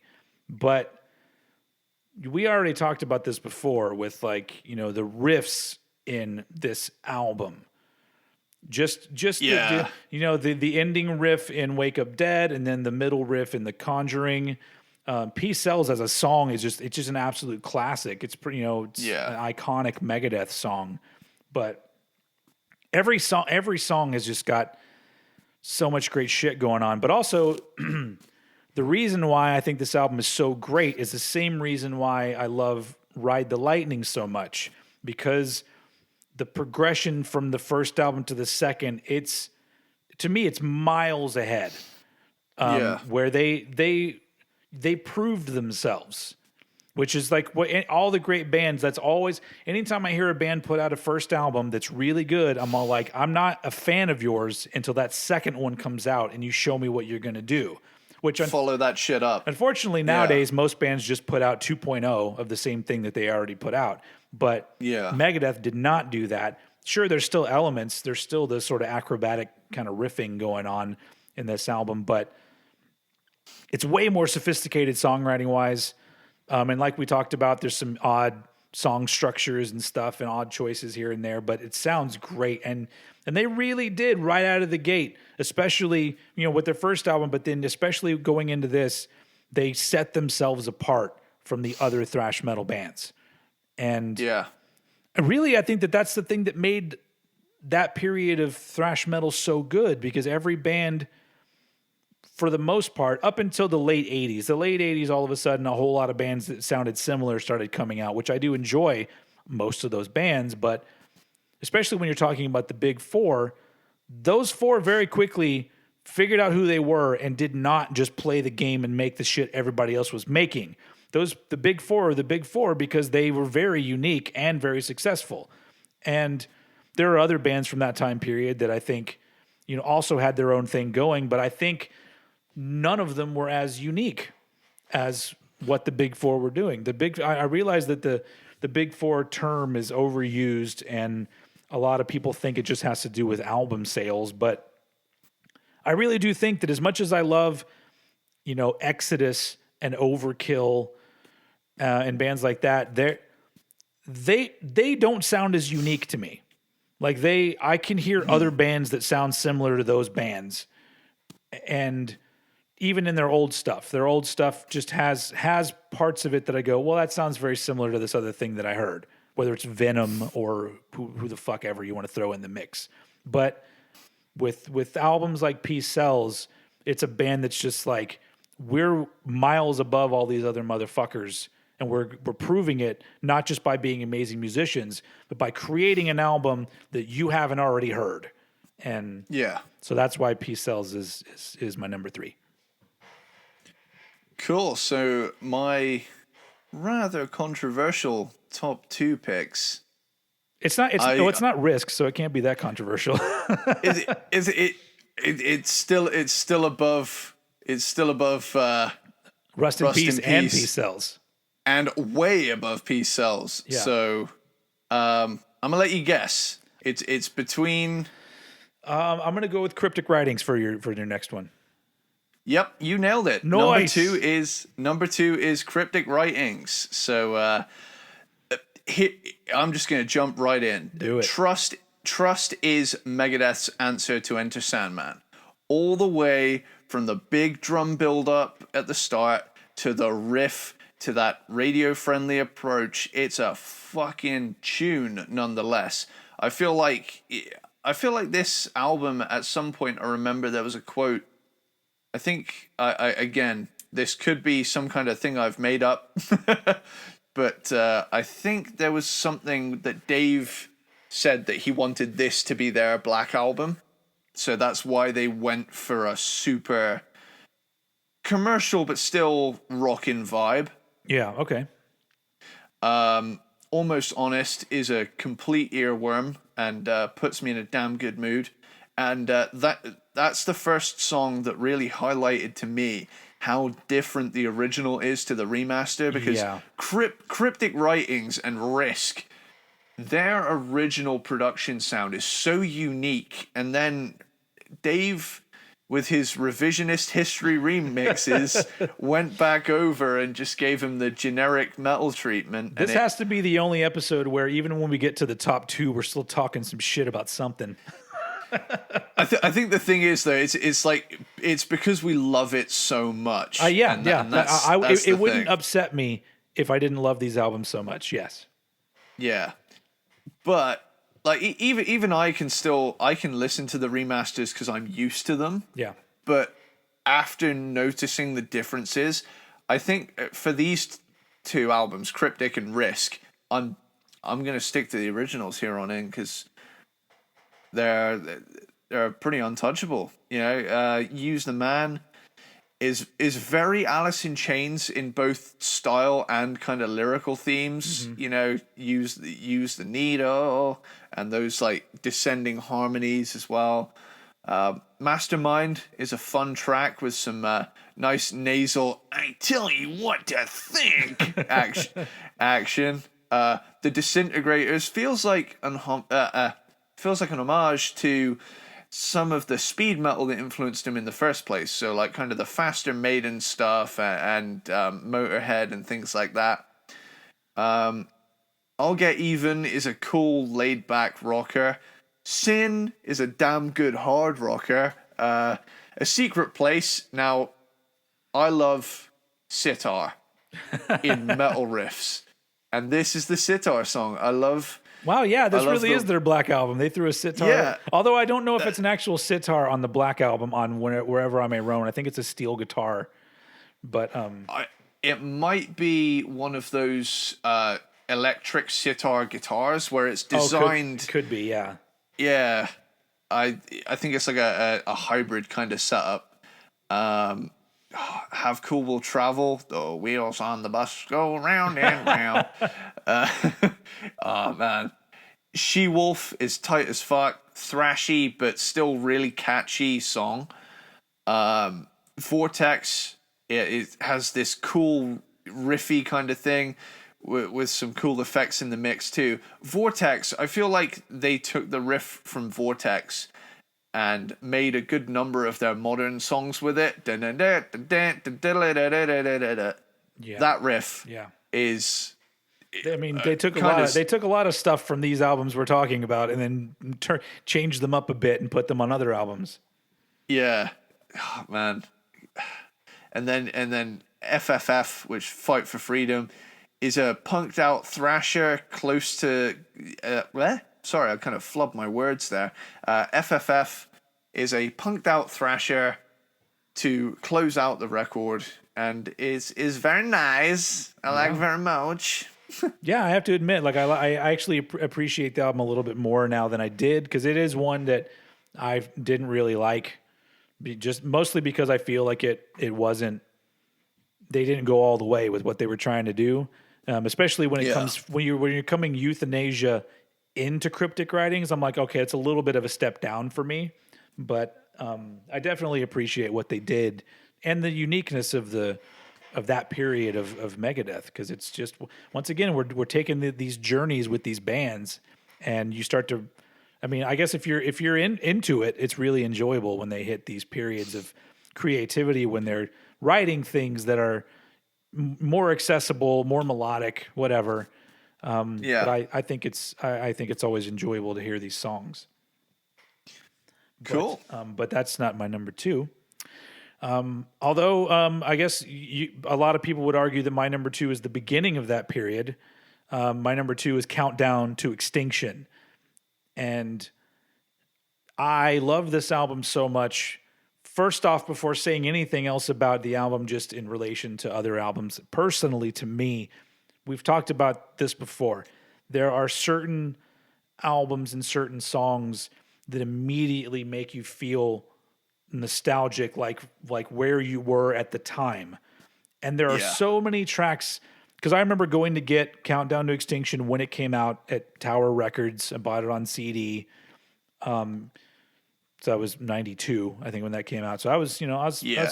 what was I, 14 then, something like that? Anyway, so Yeah. I remember going to get it and immediately just really being into like I said, the swing that the band has with rhythmically how everything sounded so tight, but still had like a groove to it. And the great thing about Countdown to Extinction is because there are songs that immediately grab you as cool, and then other songs that they're kind of growers. Like Foreclosure of a Dream is a song that originally I was like, this is pretty good, but then down the line, the more I hear it, that's so good, man. Yeah. The songwriting is great. We talked about things like Architecture of Aggression, about the rhythm of the vocals, and there's a lot of those I guess you could say choices that they made with either how a riff went with the rhythm, like the drums and whatnot, or how vocals laid over them.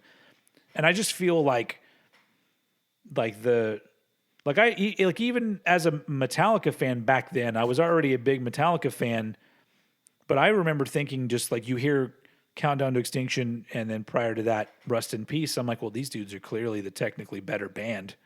Yeah. It's just over the years my opinion on that has kind of changed, but this period of music, as much as people want to say that this is them starting to write accessible stuff,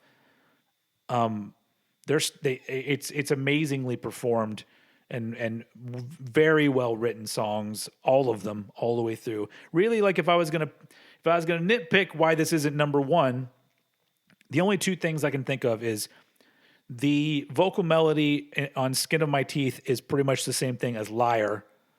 It's the same vocal melody, and I'm just like, all right, well, that's reusing it a little bit, but maybe he didn't know it at the time. And then I think the actual title track is the weakest song on the album, just because the chorus doesn't pay off. The verses are cool, and it needs to go higher, but it's something about it doesn't deliver the way that I want it to. Although I like it now. It's a slow burner. Yeah, I guess so. But that's just me trying to nitpick, because I think Countdown is an amazing record. I think when it comes to that part of Megadeth's story where they did the 90s thing that everyone was doing, where they basically stripped everything down, got more focused and melodic, slower, let things groove a little more. With that period of Megadeth, Countdown to Extinction, in my opinion, is the best that they did it, and it's still one of my favorite albums of all time. And with that album, the remix didn't really fuck with it, except for the fact that the drum sound, I think, is atrocious with the remix version, because I think it's once again, it's another amazingly well produced album. I just think it sounds amazing. And I never get tired of it. It's just, it's one of my favorites. So that's why it is my number 2. Cool. So we've arrived at our number ones. We have. Let's do it. Cool. So my number 1 all-time favorite Megadeth album is 1994's Youthanasia. All right. Okay, so here's my favorite. There isn't a song here I don't love. So, yeah. Reckoning Day has this cool groove to it. I love the drums at the end that don't fade out with the rest of the mix. Yeah. Like those kind of like real war drum toms, like do do do do do do do do do. Mm-hmm. Also, I want to point to a little fun thing I found about 6 years ago. There's a video on my old channel, which is Eddie Sparxx 2 now, and I think it's called like Pink Toy Stove Hob plays Megadeth's Reckoning Day, and me and my cousin, happened to find this like toy stove that my cousin had at the time. She was only about like 5, and it was this pink toy stove that was detachable from like this oven, and you would turn a little dial on it and it would go and it had the perfect tempo and the perfect amount of hits to perfectly sync up. So I think it's called Pink Stove Hob Plays Reckoning Day. That's when you know. That's when you know that you're truly a music fan, when just other sounds remind you of songs. Yeah, I'll send it to you. Okay. But yeah, it's on YouTube. It's a cool little fun thing, and it's before my hair had fully grown back out. I think because I remember because I'm subscribed to that page too, and so I remember at one point going back and being like, oh look, he's all young here, like younger than now. Yeah, I think the first one on there is from when I was 16. Yeah, God, I was young. That's the thing. That's the thing that's like, I feel like I love the time period that I grew up in, but the fact that you're going to have these things when you get older, like I have, like there was plenty of things that I videotaped, like because I occasionally had a camcorder to use when I was young, but all those tapes have been lost or recorded over, man. And so I don't have any of those things. I don't even have footage of. The only band that I've ever been in that has footage online is the last one that I was in. Like I quit that band like I think 5 years ago, maybe 4 years ago. But other than that, all the bands I was in from the mid 90s on, like there's nothing, like literally nothing out there. And so it sucks but I mean, so nowadays, there's enough shit. You film something, put it up on YouTube, then you get to be like a 50-year-old man. You'd be like, let's go back and watch that thing from when I was 20.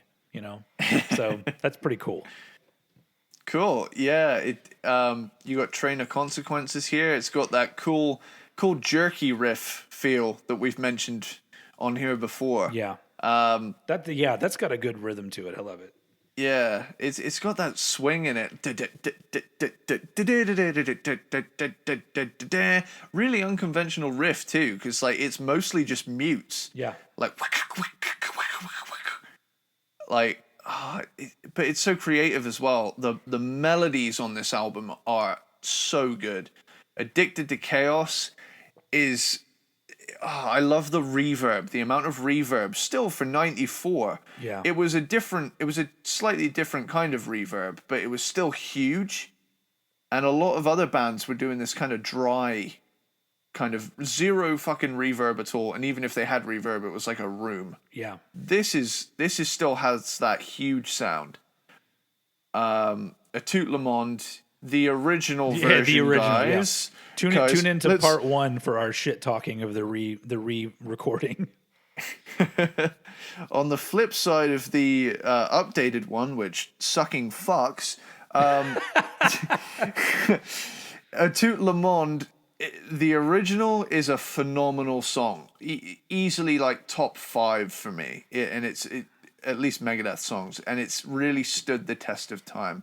It's a fantastic track. Elysian Fields is infectiously hooky. I love this song. Yeah. Now, The Killing Road is probably also my favorite Megadeth song next to 99 Ways to Die, because it's heavy, it's got the hooks. It's memorable, intense, melodic, all while having the core elements that make this era of the band so fucking good. And it's that perfect middle ground between melodic metal and the hard rock stuff they were doing. Yeah. Blood of Heroes is this epic, slow, plodding, melodic track. Family Tree is a great melodic, heavy song with very dark themes, as far as I know. Youthanasia has some real heavy, slow, doomy riffs, but they're still really in your face and big. They don't just sound like Sabbath worship. Yeah. And the vocal hooks are all over the place here. Like, I Thought I Knew It All is another of many tracks that show how the band really fleshed out the harmonies. Black Curtains. Now, Black Curtains is a song I've seen get shit on time and time again, and I just don't get it. I fucking love this song. I don't think I've ever heard anyone say anything about it.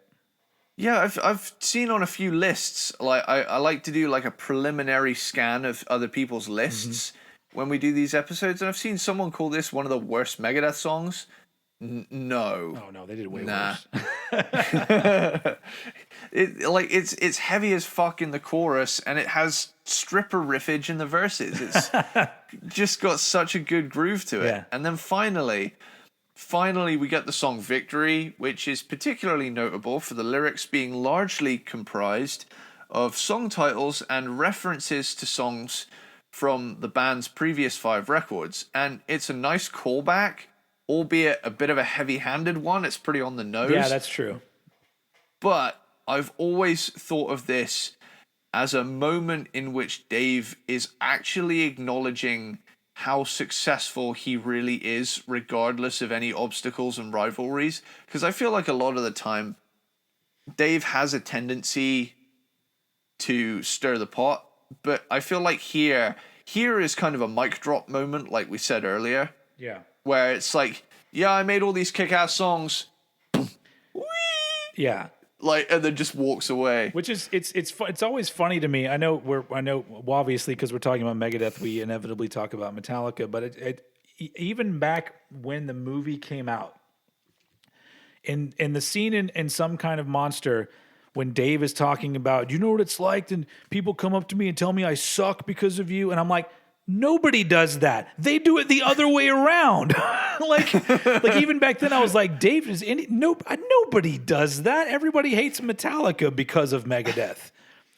Like maybe it's more so now than it was then, but I'm just like, that seems backwards to me, because it seems like Megadeth is the band, the cool band, and and most people talk about how Metallica suck. Like I've worn Megadeth and Metallica shirts in my life. The only time some random person comes up and tells me something sucks is if I'm wearing a Metallica shirt. It is not a Megadeth shirt that does it. So it's always baffled me. I'm like, does he really like think that, like, I mean, I guess because that's why I think that this song is important, because it is acknowledging like what they've done. And I'm like, even 10 years later or whenever Some Kind of Monster came out, I'm just like, does he really think that like he didn't do anything worthwhile compared to them? I'm just, it's an odd question, because I'm sure that Megadeth fans out there have experienced people talking shit, and that's, I mean, I guess it just comes with the territory with metal, because a lot of metalheads are idiots. But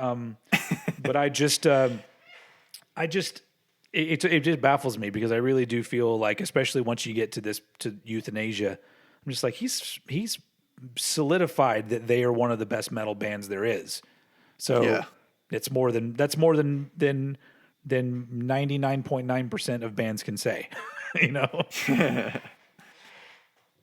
But yeah, this one to me, Youthanasia is the peak of everything that made my favorite lineup so great, and at least to my ears. Yeah.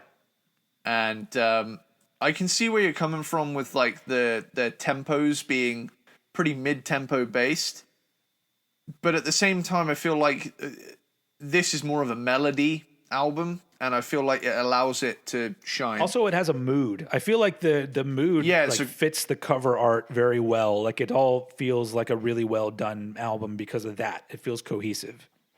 Yeah, it's got a vibe to it. Yeah. And I love when a band can get a consistent vibe throughout, but also have songs that are really sing-along and memorable on their own. Mm-hmm. And I think that's what makes this album so great to me. So, without further ado, let's go on. Let's jump onto yours. I don't even need to talk about. I've talked about this album so much, and most people have talked about this album so much.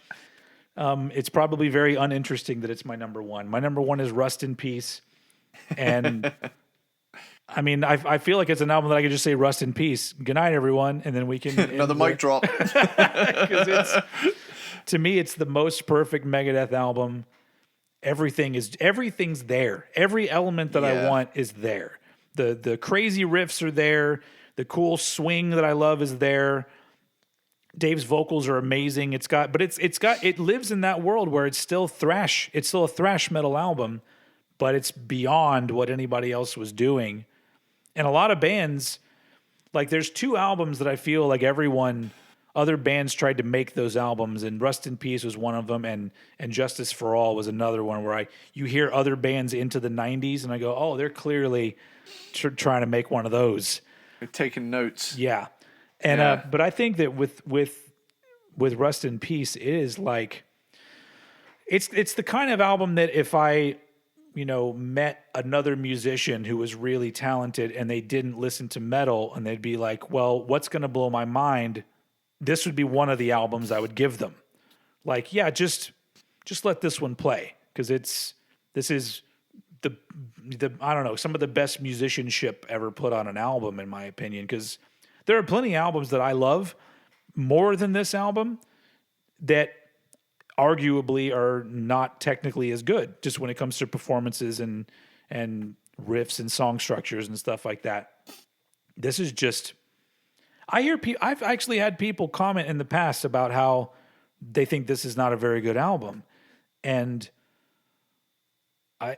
I don't know. I really don't know what to say to those people. Like it's confusing. Yeah. It's like, I mean, I don't know whose feathers I will ruffle here, but if I'm ruffling your feathers, then I don't care. You can fuck off. But people that say that remind me of flat earthers. It's just like they come up to you and they say the earth is flat, and I go, get the fuck away from me. Go jump off the edge. Yeah, literally, there's something wrong with you. And so literally, Rust in Peace is the ultimate Megadeth album. It's Rust in Peace. Peace is the Ball Earth album for me. It's just so good. It's one of the best metal albums ever. One of my favorite albums ever. My favorite Megadeth album. But it's one of those things where in this particular case, my favorite that I enjoy the most, also I think arguably is technically their greatest album, also for all the reasons that I mentioned that we've talked about. And so I don't want to go on and on about Rust in Peace. It's an amazing album. If you don't know it, if you're listening to this and you happen to not know Rust in Peace, prepare to have your life changed.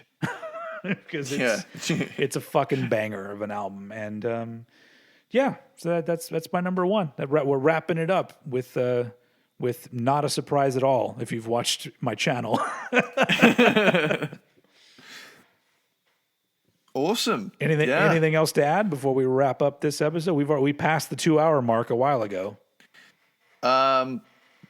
Any shit talking in this episode that we did, just remember we love this band. Yeah.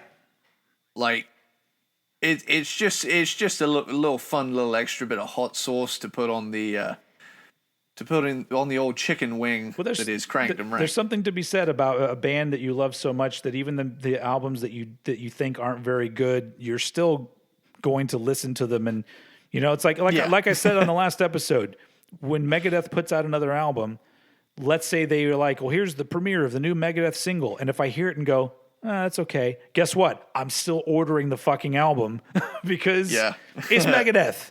And they're just one of those bands that even at their worst, they're still one of the best metal bands there is. So I think this does give us an opportunity not only to shine a light on some things that need to be appreciated, but also allows us to be overly critical and shit talky to other things for the sake of entertainment. Just because it's fun. But at the end of the day, I'll always say that. Outside of the context of this show, for the most part, my philosophy is if you don't like something, shut the fuck up, because other people are obviously enjoying it. So that's the one thing, is that like if anyone ever posts, makes a post that says, I don't know, the World Needs a Hero is the best Megadeth album, I wouldn't be the guy that goes, actually, it's not that great. I just go, great, I'm glad that you enjoy it. And that's literally what everyone should say. Everyone in the fucking world Don't be that dick that's like sat there in the corner. Well, studies have shown that this album sonically is superior due to the amount of sound frequencies. And it's like, come on. If they like it, they like it. Let's stop. Exactly. He's already dead. So at the end of the day, what we consider our number ones don't have to be your number ones. And guess what? You're not wrong. So that's the beauty of it. That's the beauty of music and the beauty of I guess art in general. Unless you don't like Risk, otherwise we're going to come and beat you up. Yeah, because you're probably not liking it for the wrong reasons. Anyway, but that was the weirdest state. That was a weird phrase after I said it. You're probably not liking it for the wrong reasons. I think that should be the tagline for this podcast. Cranked and Ranked. You're probably not liking it for the wrong reasons. On that note, let's wrap this up. So thanks for joining us. Steven, 2021. Yeah. So, yeah. Thanks for listening once again, Peanut Butter Platypus, to all of you who are still here. And I think next week we're going to be coming back with another video episode. So for you podcast-only listeners, I know there's a couple of you that like to listen to these in the car or at work or whatnot. Next week's going to be a visual one, but I'm not going to say anything else because I think it's going to be fun. But then we'll be back with another band, and it'll be more cranking and ranking and other things. Yeah, that's just what my outros are so bad. It reminds me of there's an Eddie Izzard performance where at the end of it he goes, usually I like to wrap up my shows with a kind of a feeling. And that's what we do here. So anyway, that's all we got for this episode of Cranked and Ranked. Thank you very much for joining us, and Mr. Eddie Sparxx, take us out. Later, dude.